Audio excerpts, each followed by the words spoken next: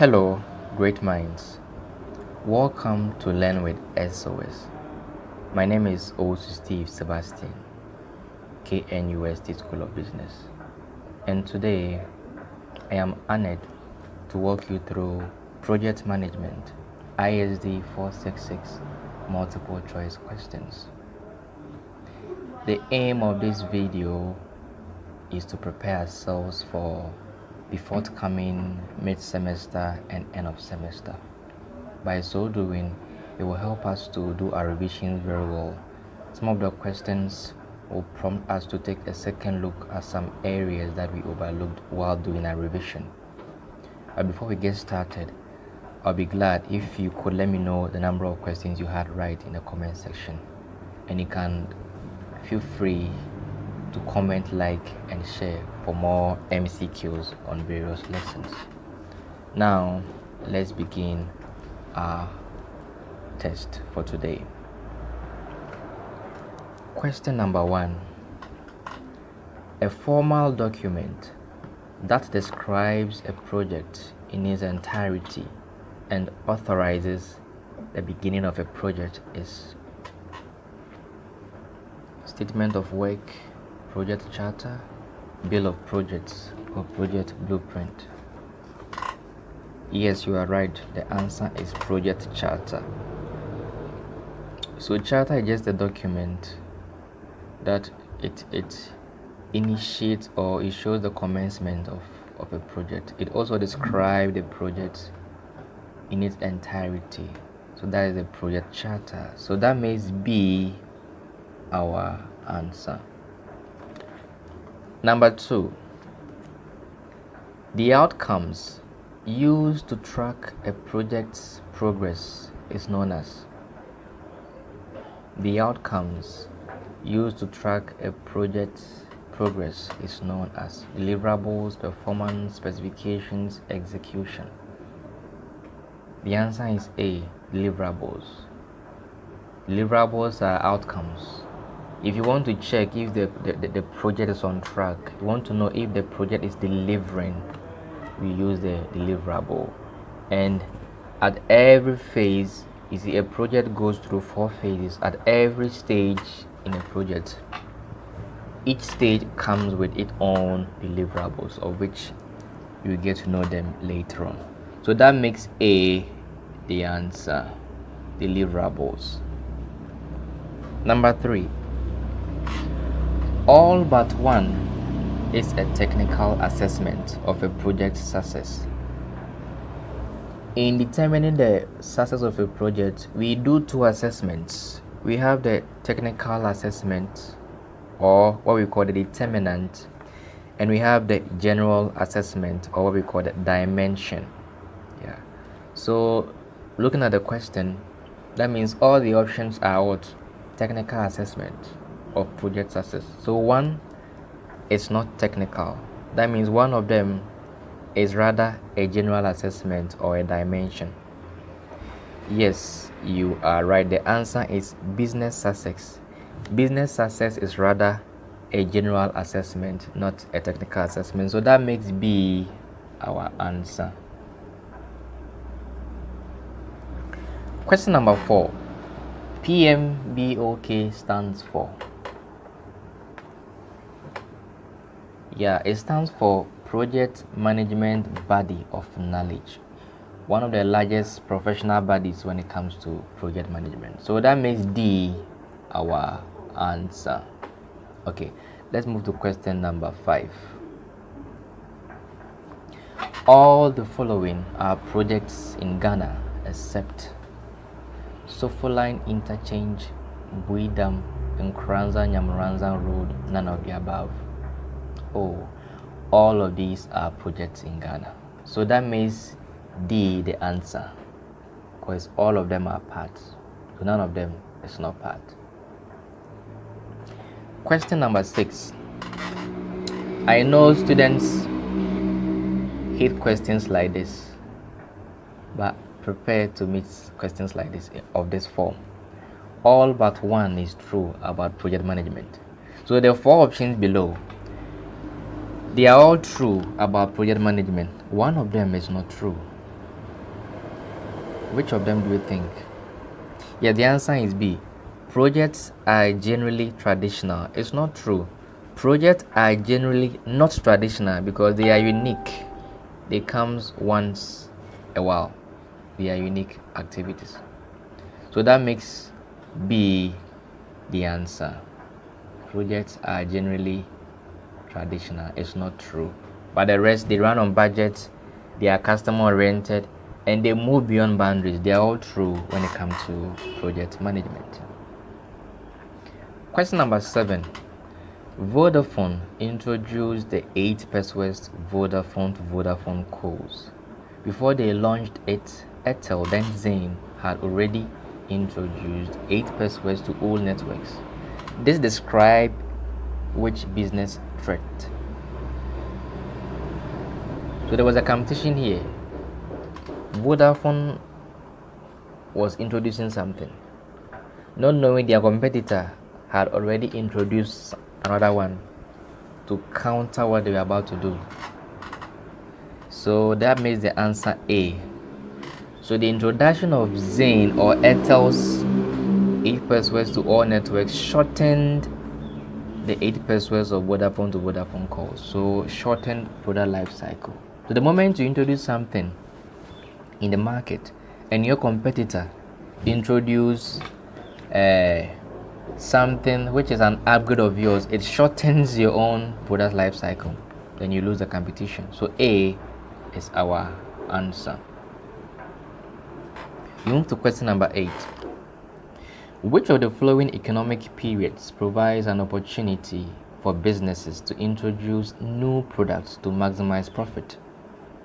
High inflation, low inflation, recession, none of the above. You realize that the answer is B. In low inflation, it brings about a wonderful opportunity because producers can increase price a little bit to cover the cost of production. So under low inflation, it's a wonderful opportunity for businesses to maximize profit. So the answer is what? B, low inflation. Number 9. Which of the following is a modern trend in a successful project? Cost time, customer focus, performance. The answer is C, customer focus. Because I remember Muntaka made clear that if your project meets or it was able to complete within time and the cost was met and it was performing what it was meant to be. However, if the customer is not satisfied, that means on the determinant of customer focus, you failed. So currently, their project professionals are right now looking at the customer. So that's the modern trend. So the answer is C, customer focus. Number 10. Generally, a project like a human go through 4 stages in your development. What are the stages? So it starts with conceptualization, or we call initiation. Then it comes to planning or development. Then it comes to execution or implementation. Then finally you terminate. So if you go through the options, D is the final answer. Conceptualization, you plan, you execute, then you terminate. So the answer is D. Number 11. At the ... stage of the project life cycle, the specifics of technical specifications are carried out, schemes are drawn, and schedules are developed. So which of the following phases or stage do we write down specifications, we draw schemes, and we make schedules? Yeah, the answer is A, at the planning stage. Yeah. So you can refer to your notes and slides to confirm. Yeah. So at the planning stage or at the development stage, we draw schemes and we write down the specifications. Yeah. So the answer is A. Number 12. At this stage of the project's life cycle, the project deliverables should have been achieved. We know what deliverables are. They are the outcomes that we use to track the progress of a project. So every stage in the PLC or the project life cycle, there are some deliverables. So at what stage should deliverables been achieved? At what stage? Yes, you are right, that's the execution stage. But you can't see execution stage here. So then another word is what? Implementation. So the answer is B. So at the implementation stage or the execution stage, that's where the deliverable should have been what? Achieved. So that makes B our answer.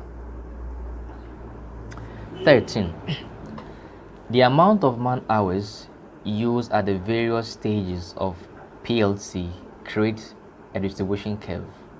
You want to know how the curve looks like. Is it Poisson, near normal, power, or binomial? Yeah, the answer is near normal because project goes through 4 stages. Yeah, so you realize that starting from the conceptualization stage, the number of hours used to work is very low. As you move to the planning, the number of hours increases. But the moment you get to the execution stage, the hours get to this highest point or its peak. Then as you execute, it reduces. So it is not exactly a normal distribution curve. So that's why we say it is near normal. Near normal. So that makes B the answer. Number 14. At the planning stage, what needs to be done is identified. The deliverables include all but. The reason why we are bringing questions on deliverables is that the lecturer said that we should be careful and know the deliverables in each stage of the product life cycle. So that will help us to go and revisit the deliverables very well. So now, number 14. At the planning stage, what needs to be done is identified. So that means all the following are the deliverables at the planning stage. One doesn't belong here. Which one? The answer is D, project charter. Project charter is a deliverable at the conceptualization stage because the charter authorizes the beginning of the project. It also describes the project in its entirety. So work breakdown, structure, scope statement, schedule, baseline are all deliverables at the planning stage. So D is our answer. Number 15. Formal acceptance is a deliverable of. At what stage do we accept a project? If you remember, lecturer Muntaka said that before they handed over the auditorium, he took a pen and paper. He went around to check if there was a problem. So that was the termination stage. Yes. We accept a project, we hand over, we close it out before the contract or the project is terminated. So formal acceptance is a deliverable at what? The termination stage. So that makes A our answer. 16. Project stake is the amount of investment in the project. The longer the life of a project, the greater the investment. What is the relation between project stake and project life? So that means the longer a project takes, the higher the amount of investment or money pumped into it. That means there is what? A direct relationship between the project life and what? The stake. If you don't see direct and you see positive, it's correct. So the longer a project takes, the greater the investment, whether it's human resource, capital, or what? Financial. So the answer is what? B, direct, or the second one. Number 17. The external constraint among the technical assessments of project success is. So the technical assessment, there are 4 things: cost time, client acceptance and performance, but one of them is purely external. Please pardon me for the background noise. One of them is purely external. Yes, you are right. That is a client acceptance. Yeah, because with the client acceptance, we look at the customer who is outside the project scope. So the answer is C. Number 18. What measures the extent to which a project meets different facets of the objectives it was set to achieve? Is it determinants, dimensions, performance, or cost? I like the way you are thinking. The answer is B, is dimensions.